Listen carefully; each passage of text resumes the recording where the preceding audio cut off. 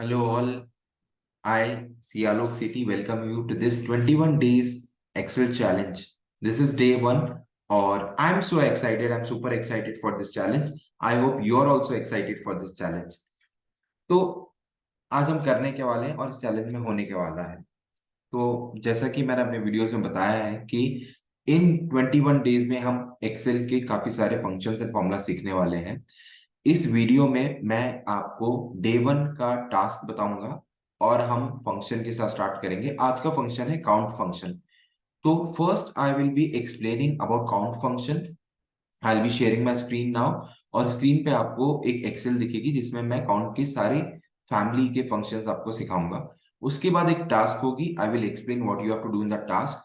इस वीडियो के डिस्क्रिप्शन में लिंक आपको मिलेगा जहां से कि आप गूगल ड्राइव से वो फाइल डाउनलोड कर सकते हैं जिसपे आपको काम करना है।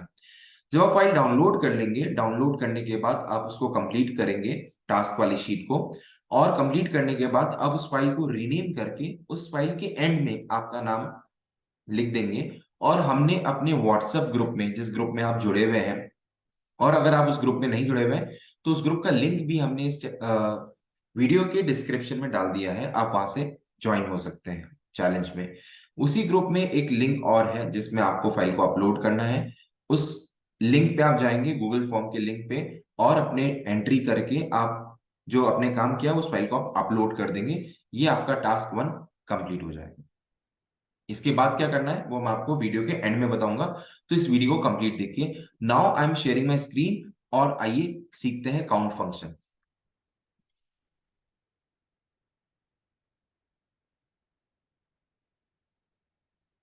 So this is the file that you will be getting when you download it. ठीक है, it has three sheets. First sheet is day one count explanation. ठीक है, तो पहली शीट में आपको एक्सप्लेनेशन दिखेगा। दूसरी शीट है डे वन काउंट डेटा, जिसमें आपको काउंट फंक्शन से रिलेटेड डेटा मिलेगा, जिस डेटा पे आपको मैं समझाऊंगा कि कैसे यूज करना है हमें काउंट फंक्शन। और तीसरी शीट होगी जिसमें आपको टास्क कंप्लीट करनी है। इस शीट में आपको अपना नाम लिखना है और आपकी ईमेल आईडी मेंशन करनी है। ठीक है, उसके अलावा कुछ क्वेश्चंस है, उसके आपको आंसर करना है। पहले हम समझ लेते हैं कि काउंट फंक्शन क्या होता है, फिर मैं आपको शीट पे वापस ले आऊंगा। चलिए, तो काउंट, जैसा कि नाम बोलता है, count function is use to count any numbers in the Excel sheet. ठीक है, लेकिन काउंट की काफी सारी वेराइटीज हैं। मोस्टली लोगों को काउंट फंक्शन पता होता है, लेकिन कुछ चीजें नहीं पता होती, उसके बारे में हम बात करेंगे। Simple, when you type a function in Excel, जैसे कि आप काउंट लिखेंगे इज इक्वल टू लगा के, तो आपको उसकी फैमिली दिखाई देगी पूरी की पूरी। मैं आपको दिखाता हूं।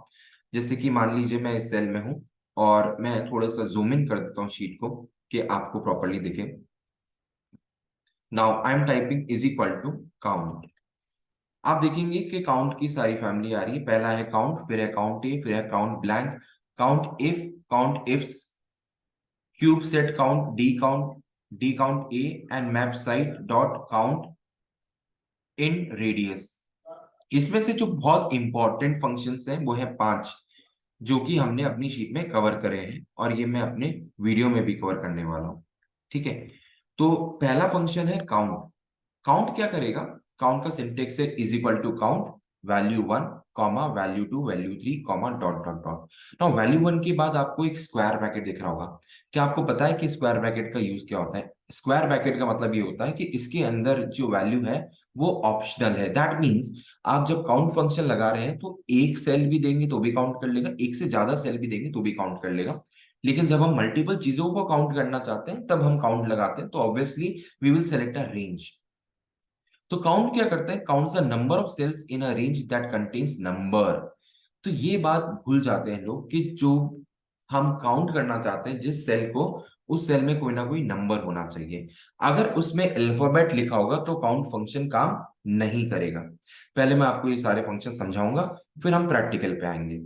काउंट ए क्या करता है? Count A counts the number of cell in a range that are not empty. इसका मतलब क्या हुआ? इसका मतलब ये हुआ कि अगर कोई भी सेल में चाहे नंबर लिखा हो, चाहे अल्फाबेट लिखा हो, चाहे कोई सिंबल लिखा हो, लेकिन वो खाली ना होना चाहिए, तो उस सेल को काउंट करने के लिए काम में आता है काउंट ए। ठीक है, काउंट ए को आप याद रख सकते हैं, anything anything should be there in the cell, it will count that number of cells. तीसरे आते हैं काउंट ब्लैंक।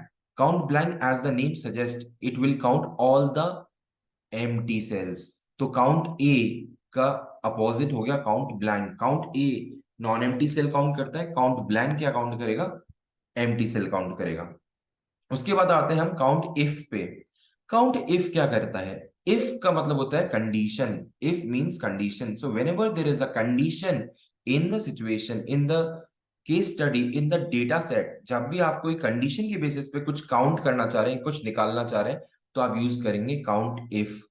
और जब एक से ज्यादा कंडीशंस हो जाएंगी तो आपको यूज करना है काउंट इफ्स।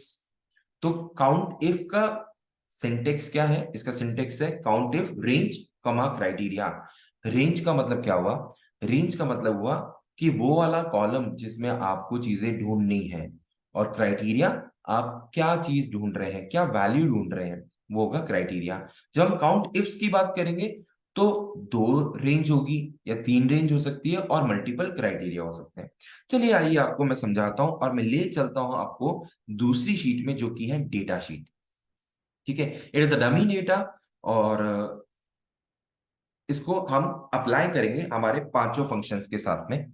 तो जो डेटा है हमारे पास उसमें है year, month, date, parts, sales in units and salesman. ठीक है, तो यहां पर हमारे पास कुछ नंबर है और सेल्समैन है, हमारे पास पार्ट्स है, डेट है, मंथ है, ईयर है। ठीक है, आइए स्टार्ट करते हैं। काउंट फंक्शन मैंने क्या बताया था, क्या काउंट करता है, वो वाला कॉलम जिसमें नंबर हो, नंबर। पहला कॉलम हमारे पास है ईयर का और उसमें ईयर्स है। मान लीजिए मैं देखना चाहता हूँ कि जो टेबल है इसमें कितने रोज हैं, कितने डेटा है, कितना बड़ा डेटा है, कितना बड़ा टेबल है। मैं आपको स्क्रॉल करके दिखाता हूँ। और देखिए काफी बड़ी टेबल है, लास्ट तक हम आते हैं 304 कॉलम तक की टेबल है। लेकिन टेबल स्टार्ट कहां से हो रही है, टेबल स्टार्ट हो रही है सर B11 से, मतलब 11 से लेके 304। नाउ मुझे काउंट करना है कि इसके अंदर कितने वैल्यूज हैं।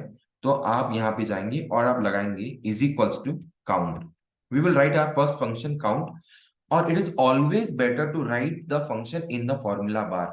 ठीक है, काउंट लिखेंगे, ब्रैकेट ओपन करेंगे, और इस ईयर वाले सेल में से पहले से लेके आखिरी तक सारे सेल सेलेक्ट कर लेंगे। अब ज्यादातर एक्सेल यूजर्स क्या करते हैं, शिफ्ट प्रेस करते हैं और एरो की दबाते हैं, उससे ये रेंज सेलेक्ट होती है। और चलते चलते कितना लंबा रास्ता है, कितना लंबा रास्ता है, खत्म ही नहीं हो रहा है। अरे खत्म नहीं हो रही लिस्ट, मतलब मेरे हाथ दर्द करने लगे। कोई और तरीका है सर, ये शिफ्ट दबा के हम कितना नीचे जाएंगे। लेकिन कई लोगों को बहुत समय है हमारे पास, तो हम तो शिफ्ट दबा के और दबा के रखेंगे जब तक हम लास्ट तक नहीं पहुंच जाते। नहीं दोस्त, आपको ऐसा नहीं करना है। तो क्या करना है सर, तो आपको ये करना है कि आप पहला सेल सिलेक्ट कर लीजिए, फिर आप कंट्रोल शिफ्ट दबाएं, कंट्रोल के साथ में शिफ्ट दबाएं, और फिर आप डाउन एरो की दबाएंगे। जैसे ही आप ये करेंगे एक ही बार में, तुरंत चुटकी में आपका पूरा कॉलम सेलेक्ट हो जाएगा। सर एक बार फिर से बताएंगे आपने क्या किया। हाँ जी बिल्कुल, मैंने क्या किया है, मैंने लिखा is equal to count, bracket open किया, और B11 जो कि मेरा पहला सेल था, वहां से लेके कंट्रोल शिफ्ट दबा के मैं नीचे आ गया, डाउन एरो की से नीचे आ गया, और मैं आ गया आखिरी सेल पे, दैट इज B304। सर एक बार फिर से करके बता दीजिए। ठीक है जी, देख लीजिए। ठीक है, तो हमने लिखा काउंट, ब्रैकेट ओपन करा, और मैं ऊपर आ जाता हूं, मतलब मैं पहले सेल पे आ गया जहां पे 2023 लिखा है, B11 इसका एड्रेस है। उसके बाद मैं कोलन प्रेस कर देता हूं, और अब देखिए ये बता रहा है B11 से लेके B11, लेकिन मुझे सारे सेल सेलेक्ट करने हैं जो कि एंड तक, आखिरी नंबर तक सेलेक्ट करना है। आखिरी नंबर तक जाने के लिए आपको दबाना है कंट्रोल शिफ्ट और डाउन एरो। और ये क्या हुआ सर, ये J11 कहां से आ गया। ठीक है, चलिए अगर आपने कुछ इधर उधर की चीजें दबा दी तो गलत आंसर आ सकता है। तो आपको ध्यान रखना है कि B11 के बाद कंट्रोल शिफ्ट और डाउन एरो आप दबाएंगे तो सिर्फ कॉलम सेलेक्ट होगा। ठीक है, B11 से लेके B304 तक हमारा रेंज सेलेक्ट हो गया। तो ये हमारी रेंज है, this called as a range, comma. अब आप इस फॉर्मूले में हमें वैल्यू 1 वैल्यू 2 लिखनी थी, लेकिन क्योंकि बहुत बड़ी लिस्ट थी तो हमने कोलन काम में लिया है। अगर कुछ नंबर होते या कुछ ही सेल होते तो आप कॉमा लगा के भी कर सकते हैं। जनरली हम रेंज सेलेक्ट करते हैं, ब्रैकेट क्लोज करेंगे, एंटर करेंगे, और हमारे सामने देखिए कुछ आंसर आया है, और ये आंसर है 294। That means 294 is the number of cells which are there. ठीक है, ये है काउंट। अब अगर मैं इसको मंथ वाले कॉलम में लगाता तो ये काम करता, ये आप ट्राई करके देखेंगे। ठीक है, मैं यहाँ पे करके बताता हूँ आपको। इज इक्वल टू काउंट लगाते हैं, और इस बार हम सेलेक्ट करेंगे मंथ वाला कॉलम। कैसे बताया था? कंट्रोल शिफ्ट डाउन एरो और close the bracket, enter head करें, और देखिए आंसर आ गया 0। सर ये 0 क्यों आया? क्योंकि बेटा ये नंबर काउंट करता है, मंथ या अल्फाबेट काउंट नहीं करता, तो यहाँ 0 आ रहा है। अब हम जाते हैं काउंट ए में, और अब हम यही सेम काउंट ए के साथ करेंगे। कौन सा कॉलम सिलेक्ट करेंगे? मंथ वाला। और मंथ को कॉलम को सिलेक्ट करके कंट्रोल शिफ्ट और down arrow, enter close bracket, close enter, और देखिए क्या आंसर आया। फिर से वही आंसर आया 294। दैट मीन्स कि दोनों सेल में बराबर डेटा है। 294 ईयर में भी है, 294 मंथ में भी है। बिल्कुल ठीक बात। अब हमें ब्लैंक सेल काउंट करने हैं सर। ब्लैंक का मतलब क्या होता है सर? वो वाले सेल जिसमें जो खाली हो। तो अगर मान लीजिए मुझे चेक करना है कि किसी सेल में, किसी डेटा में कोई कोई सेल खाली रह गया क्या, तो हम कैसे करेंगे? हम काउंट ब्लैंक लगाएंगे, काउंट ब्लैंक। ठीक है, काउंट ब्लैंक। और एक काम करते हैं, हम यहां से सिलेक्शन करते हैं, यहां से सिलेक्ट करते हैं, और ये डेटा सिलेक्ट करते हैं। ठीक है, ऊपर के देखिए कुछ सेल खाली हैं, और इन सब सेल में वैल्यूज है, और मैं इसको क्लोज करता हूं और एंटर करते हैं। देखिए आंसर आया 11। 11। अब सर ये 11 क्यों आया है? 11 इसलिए आया है क्योंकि अगर आप काउंट करेंगे, 1 2 3 4 5 6 7 8 9, ठीक है, और ये वाला जो एरिया था ये मर्ज सेल है, तो उसके बाद वाले इन्होंने 11 सेल दिखे हैं। ठीक है, अगर मैं इसकी रेंज सेलेक्ट करूं तो आपको पता पड़ जाएगा कि कौन से 11 सेल ब्लैंक हैं। ठीक है, ये हमने पूरा डेटा लिया था, इसमें से 11 आंसर आया है ब्लैंक सेल्स का। ठीक है, तो अगर आप काउंट करेंगे आपको पता पड़ जाएगा कि कितने सेल ब्लैंक है। अब एक काम करते हैं, इसी में हम कुछ पार्ट डिलीट कर देते हैं। मान लीजिए मैं ये डेट 6 को डिलीट कर रहा हूं एक बार के लिए, तो आप देखेंगे नंबर क्या हो गया? 12 हो गया। मैंने जुलाई को डिलीट करा, ये नंबर 13 हो गया। कंट्रोल जेड है हमारे पास, डरने की कोई बात नहीं है, और ये आंसर हमारे पास 11 आ गया, ये नंबर भी वापस आ गए। तो काउंट ब्लैंक क्या करता है? एम्प्टी सेल काउंट करता है। ठीक है sir. Sir count if, sir कोई कंडीशन लगा के देखें? बिल्कुल लगा के देखते हैं। अब मैं ये जानना चाहता हूं कि जो पार्ट्स हैं, hard disk, LED, processor, RAM, इसमें से हार्ड डिस्क कितनी बार बिका है। मतलब ये जो डेटा है 294 रोज का डेटा है, उसमें हार्ड डिस्क कितनी बार आ रहा है। जितनी बार आ रहा है मतलब उतनी बार उसकी सेल हुई है। तो ये कैसे करेंगे? ये ऐसे करेंगे कि आप लगाएंगे काउंट इफ, क्योंकि आप एक कंडीशन के बेसिस पे काउंट करना चाह रहे हैं। और जब आप काउंट इफ लगाएंगे वो आपसे पूछेगा रेंज और क्राइटेरिया। सर रेंज में क्या लिखते हैं? रेंज में वो लिखते हैं जो हम ढूंढना चाहते हैं। हम क्या ढूंढना चाहते हैं? हम हार्ड डिस्क को ढूंढना चाहते हैं। सर हार्ड डिस्क को ढूंढना चाहते हैं, सर कहाँ है हार्ड डिस्क? हार्ड डिस्क है बेटा पार्ट्स में। हार्ड डिस्क कहाँ है? पार्ट्स में। तो you will select the part column, इस कॉलम को ऊपर से नीचे तक सेलेक्ट कर लेंगे, ये कहलाएगी हमारी रेंज। और सर अब किसे ढूंढना है? अब दो ऑप्शन है आपके पास, you have got two options now. ठीक है, या तो आप इसमें टाइप कर दें हार्ड डिस्क। ठीक है, तो आप शुरू हो जाएंगे, हार्ड डिस्क टाइप करेंगे, हार्ड डिस्क, और क्लोज कर देंगे ब्रैकेट, और आप इंतजार करेंगे कि कितनी बार हार्ड डिस्क आ रहा है, और मैं एंटर प्रेस करता हूं। लेकिन आंसर क्या आया? 0। सर ये 0 क्यों आया है सर? क्योंकि आपने हार्ड डिस्क लिखते वक्त एक चीज मिस कर दी है। क्या कर दी है? कोई बताएगा मुझे क्या कर दी है? आपने इन्वर्टेड कॉमा मिस कर दिए हैं। तो एक्सेल में आप याद रखिए, जब भी आपको टेक्स्ट लिख रहा है फॉर्मूला के अंदर, आपको उसको इन्वर्टेड कॉमा के साथ लिखना है। और एंटर प्रेस करते हैं। देखिए आंसर क्या आया इस बार? इस बार आंसर हमारे पास आया 63। इस बार क्या आंसर आया है? 63। चलिए बहुत अच्छे, गुड गोइंग सर। लेकिन मान लीजिए सर मुझे ये पता करना है कि हार्ड डिस्क एलिस ने कितनी बार बेची है। क्योंकि सर देखिए लिस्ट में अगर हम नीचे जाएं तो हार्ड डिस्क बहुत बार बिकी है, हार्ड डिस्क एलन ने भी बेची है, एलिस ने भी बेची है, और भी लोगों ने बेची होगी, एंड्रू ने भी बेची है। लेकिन मैं ये जानना चाहता हूँ कि हार्ड डिस्क एलन या एलिस एलिस ने कितनी बार बेची है। तो दो कंडीशन हो गई। जब एक से ज्यादा कंडीशन हो गई तो क्या लगेगा, काउंट इफ नहीं लगेगा। इफ बोलता है हम एक ही कंडीशन पे काम कर सकते हैं। अगर एक से ज्यादा कंडीशन हो गई तो आप काउंट इफ्स को बुलाइए। चलिए काउंट इफ्स को बुलाते हैं। और इसका सिंटेक्स क्या है, ये बोल रहा है क्राइटेरिया रेंज 1। पहला क्राइटेरिया की रेंज बताइए। पहला क्राइटेरिया क्या था, पार्ट्स। तो पार्ट्स वाले कॉलम को सिलेक्ट करेंगे। पार्ट्स वाला कॉलम है ई कॉलम, और सेल स्टार्ट हो रहा है 11 से, और ई कहाँ खत्म हो रहा था, 303 पे। तो 303 आप मैन्युअली भी टाइप कर सकते हैं या आप सेलेक्ट कर सकते हैं। इसका एक और ट्रिक मैं आपको बताऊंगा। ठीक है, पूरा डेटा सेलेक्ट हो गया है। अब पूरा डेटा सेलेक्ट हो गया, अब पहले हमने हार्ड डिस्क लिखा था, अब हम क्या करेंगे, इसी में से हार्ड डिस्क सेलेक्ट कर लेते हैं। ठीक है, तो हमने E11 को सिलेक्ट कर लिया जिसमें क्या लिखा हुआ है, हार्ड डिस्क। ये हमारा हो गया पहला रेंज और पहला क्राइटेरिया।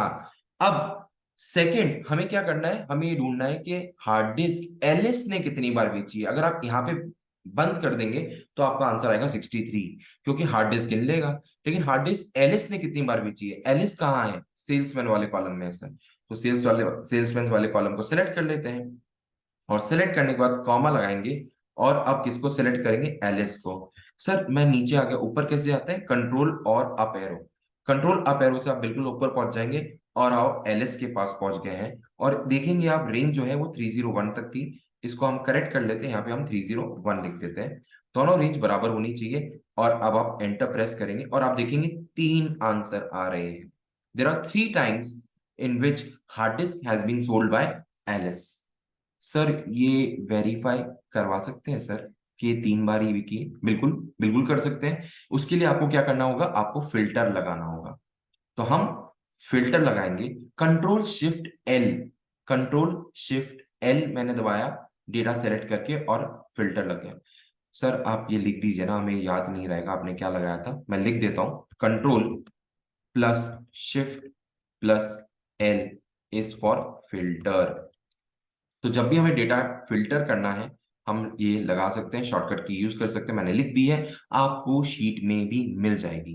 कंट्रोल शिफ्ट फिल्टर लगाएंगे, एल लगा के फिल्टर लगाएंगे, और हम फिल्टर किसे करेंगे, सेल्समैन को। सेल्समैन का नाम है एलिस, और एलिस के साथ एलिस ने क्या बेचा है, बहुत कुछ बेचा है, लेकिन हमें चाहिए एलिस ने हार्ड डिस्क कितनी बार बेची। तो जो आपको शुरुआत में 3 दिख रहे हैं, बस उसके बाद एलिस ने कभी हार्ड डिस्क नहीं बेची। एक बार बेची जुलाई में, एक बार बेची अक्टूबर में, एक बार बेची जनवरी में। और हमारा आंसर टैली हुआ। तो इसी के साथ हमने पढ़े आज 5 काउंट के फंक्शन। जल्दी से रिवाइज कर लेते हैं इसे।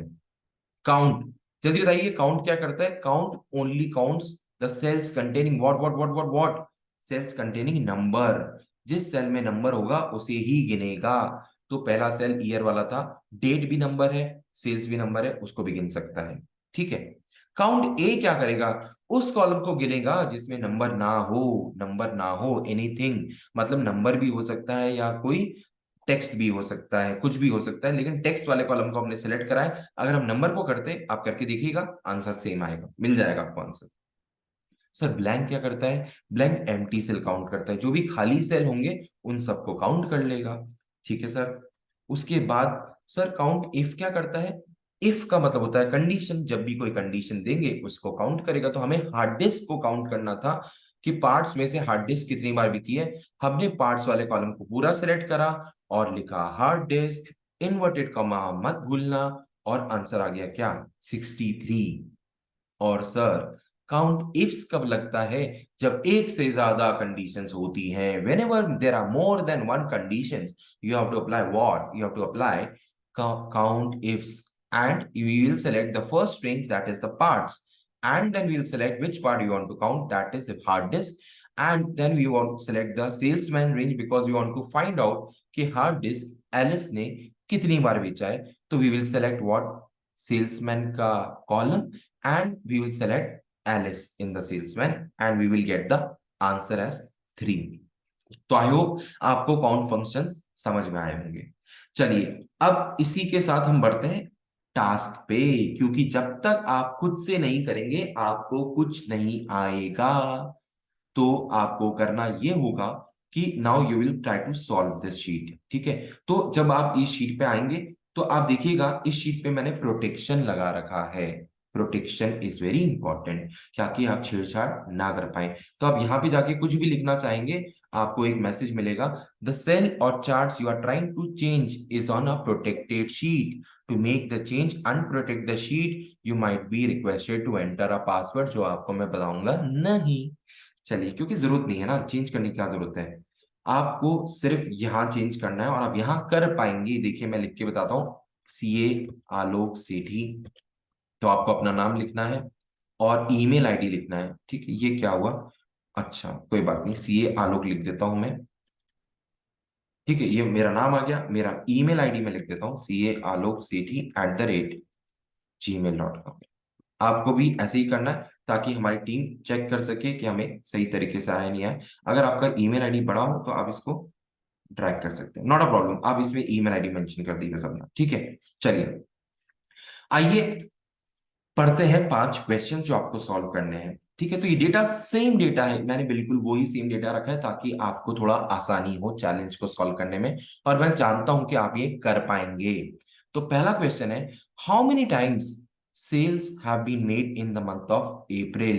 अप्रैल के महीने में कितनी बार सेल हुई है, मतलब मंथ में अप्रैल मंथ कितनी बार आ रहा है। अब आपको देखना कि कौन सा फॉर्मूला लगाएंगे और आंसर कैसे लाएंगे। आप इस जगह पे आके इसको डिलीट करेंगे और यहाँ पे फॉर्मूला लिखना चालू करेंगे, ये वर्क करेगा, ये वर्क करेगा। आप जो भी फॉर्मूला लगाना चाहें आप लिखें और आंसर आ जाएगा। चलिए जी, सेकंड क्वेश्चन पढ़ते हैं। सेकंड क्वेश्चन है, how many sales have happened on the date 6 and month July. अब सेकंड केस है, पूछ रहे हैं कि सेल 6 तारीख को कितनी बार हुई है और साथ में जुलाई मंथ में। तो आपको दिख रहा होगा कि जुलाई और 6 यहाँ आ रहा है, फिर ये जुलाई और 6 यहाँ आ रहा है, लेकिन कितनी कितनी बार आ रहा है ये आपको फॉर्मूला लगा के निकालना है। And the next question is, how many empty cells are there in the entire data. तो ये वाला जो डेटा है, इस पूरे डेटा में कुछ कुछ एम्प्टी सेल हैं। सर हमें तो सब भरे हुए दिख रहे हैं, लेकिन जब आप नीचे जाएंगे आपको कुछ ना कुछ एम्प्टी सेल दिखे मिलेगा। जैसे यहाँ मिल गया हमें एक खाली सेल, यहाँ मिला है। फिर आप और नीचे ट्रैवल करें, देखिए यहाँ पे भी खाली सेल है। तो जहां जहां पे भी आपको ब्लैंक सेल मिलते जा रहे हैं आपको गिनना है, लेकिन फॉर्मूला लगा के मेरे दोस्त। ठीक है, you have to apply the right formula and count how many empty cells are there. Next is number of sales made in 2023 and 23, 22 and 23। तो आपको यहाँ पर क्या करना है, आपको 22 में कितनी सेल हुई। हम एक काम करते हैं, इसको थोड़ा सा आसान बना देता हूँ मैं, और इसको मैं 22 कर देता हूँ, आई विल मेक इट 22। तो आपको ये करना है कि 22 में कितनी सेल हुई है वो बताना है, I will make that change. और आपको ये बताना है कि साल 2022 में कितनी सेल हुई, कितनी बार सेल हुई है। And fifth question, how many times sales have been made of motherboard in July 2023 by Jeet? Oh my God, sir ये क्या क्या पूछ लिया आपने। कोई बात नहीं, कोशिश करोगे हो जाएगा। मदरबोर्ड की सेल जुलाई मंथ में 2023 वाले साल में जीत भाई साहब ने कितने बेचे मदरबोर्ड, वो नंबर निकालना है। इसी के साथ ऑल द बेस्ट एंड पढ़ते रहिए, आगे बढ़ते रहिए। ठीक है, काउंट फैमिली की तरफ से आपको ये चैलेंज दिया जा रहा है, और ये एक्सेल चैलेंज जो है मुझे लगता है आप कर पाएंगे। ठीक है, और कोई भी अगर दिक्कत आती है, किसी को कुछ चैलेंज में कुछ समझ में तो आप इस वीडियो के कमेंट सेक्शन में लिख देना। और ऑब्वियसली जब आप ये इसको अपलोड कर देंगे तो आपको इस वीडियो के कमेंट सेक्शन में लिखना है, task done, task done, task done, done done done done. Okay, with this signing off, thank you, see you again tomorrow in the same channel with a new challenge tomorrow day 2. Okay, bye, take care, have a good day.